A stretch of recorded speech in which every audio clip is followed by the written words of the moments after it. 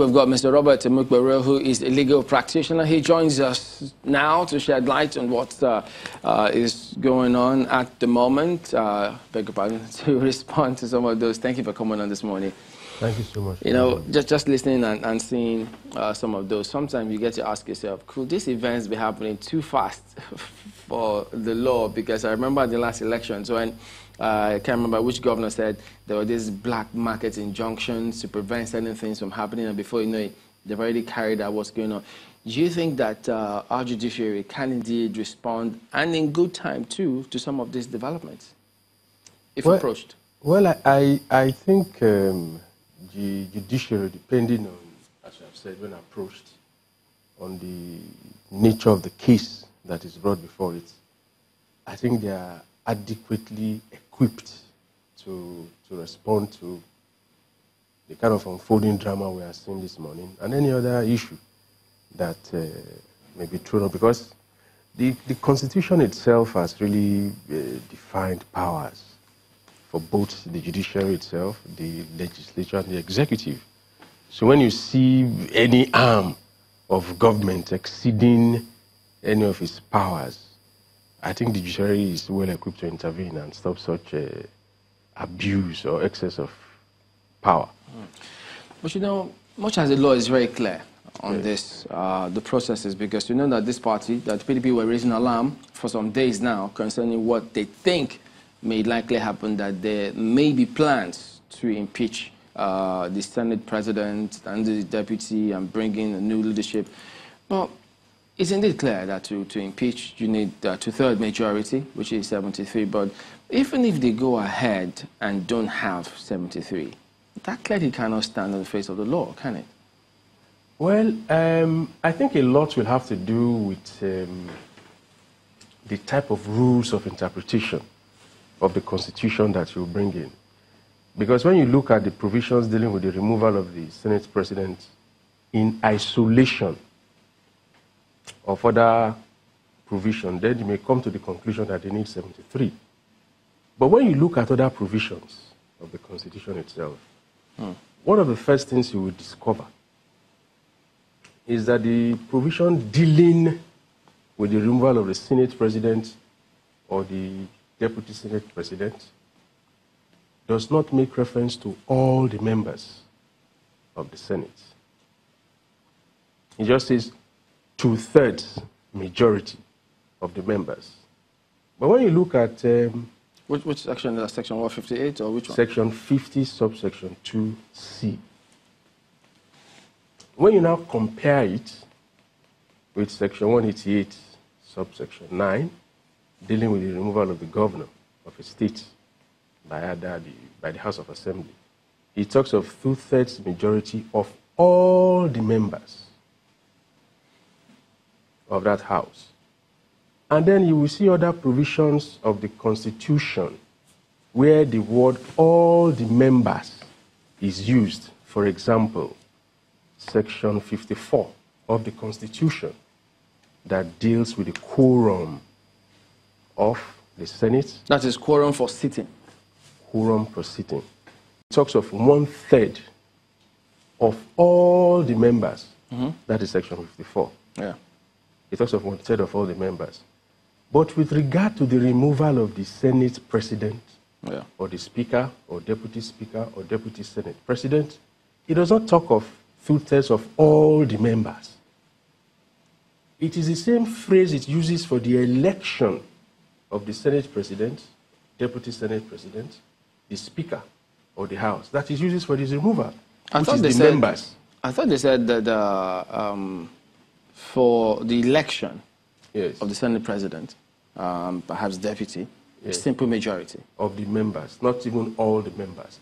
That is the reason why it was possible to have elected him. To have elected him while I think the majority were somewhere holding a meeting with the president. 68 were in the National Assembly. Yes. And 50 were out. Were out.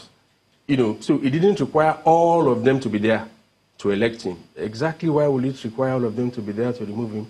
What is important is that the Constitution itself provides that one-third of all the members of the Senate shall constitute the quorum for the sitting of the Senate. So is a quorum enough to remove the Senate president? Now, that is to answer that question, whether a quorum is enough to remove the Senate president.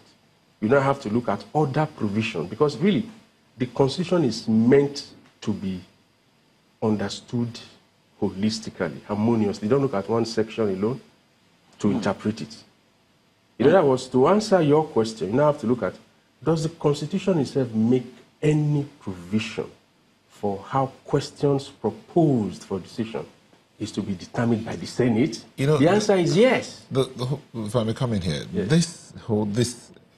Someone will say this is how the lawyers tend to confuse the layman. But if the Constitution is specific about certain things, why do you need other parts to interpret what the Constitution is specific about?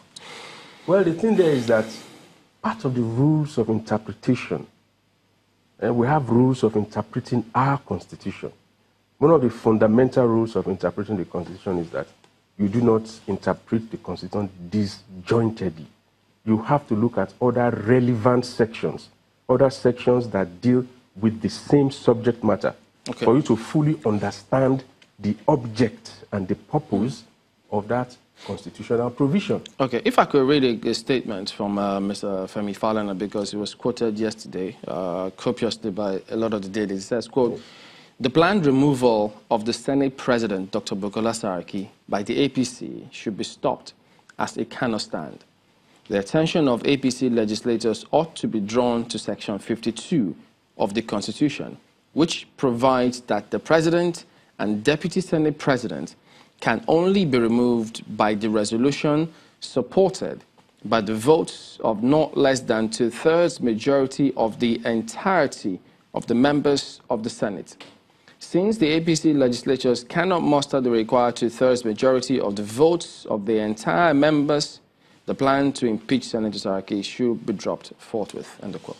First and foremost, that statement is, to the extent that it makes reference to Section 52, is not correct. Section 52 has nothing to do with the removal of the Senate President or the Deputy Senate President. Like I said earlier, it is Section 50, subsection 2C of the Constitution that specifically provides for the removal of the Senate President or Deputy Senate President, or even the Speaker and the Deputy Speaker of the House of Representatives. And that provision did not use the word entire members. That's the point I'm trying to underscore. That's Section 52C.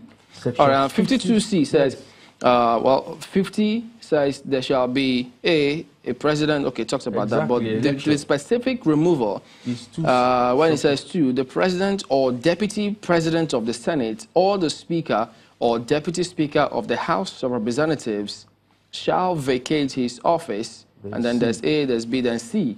C says, if he is removed from office by a resolution of the Senate or of the House of Representatives, as the case may be, by the votes of not less than 2/3 majority of the members of that House. Exactly. That's the point I'm making, that in order for us to understand this Section 2C, that section did not use the word entire members of the Senate. Yeah, but it says the members of the Senate. Let me just land. Okay. If you look at other provisions, like Section 54, for example, I mentioned Section 54, which deals with the quorum.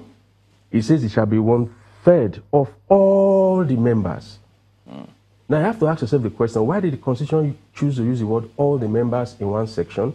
It does not use all the members in another section, particularly when you look at Section 188(9), dealing with removal of the governor. Okay. But when you go to removal of the governor, the 2/3 majority says of all the members, of all the members. That was why the attempt to remove Ladoja in Oyo State failed, because it was not 2/3 of all the members. And that phrase, all the members, is in the Constitution for the removal of a governor. So when you look at all of these things together, you have to ask yourself the question, why did the Constitution decide to drop the word all the members? That's 54.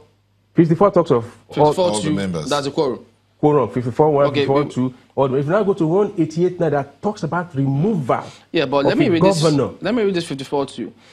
When it says the quorum of a joint sitting of both the Senate or of the House of Representatives shall be 1/3 of all the members of both houses. Yes. Yeah, but but 51 then says the quorum of the Senate or of the House of Representatives shall be 1/3 of all the members of the legislative house concerned. Yes, that's for the Senate itself. Is For the 1/3. House. So what you're is saying 1/3. is, because 54.1 uses that phrase, all the members. Concerned. And Concerned. 188 And 188 talks about 2/3, meaning Of all the members. So to remove the Senate, are you now saying that to remove the Senate President, it will mean 2/3 of all the members? No. What I'm saying is that, you know, the fact that the Constitution did not use the phrase all the members with regard to the removal of the Senate, it is certainly arguable that you do not require 73 members of the Senate to remove the Senate President. He wasn't elected by 73 members, that's for sure. You do not require that kind of majority. You can argue that. It's pretty obvious from the fact that even when you now look at it from section 56 of the Constitution, that says that any question proposed for determination or for decision by the Senate or the House shall be determined by the required majority of members present and voting. So it says any question proposed for decision. And that certainly, if you want to remove a Senate president, that certainly is a question proposed for decision, shall be determined by the required majority of members present and voting. So it is 2/3 majority of members present and voting. As far as it is arguable. So if there are 50, if they can get 2/3 of that 50 who are present seated, they can go ahead and impeach the Senate President. I'm sure from what I've highlighted, from these various provisions, at least what somebody can say is that this is certainly arguable.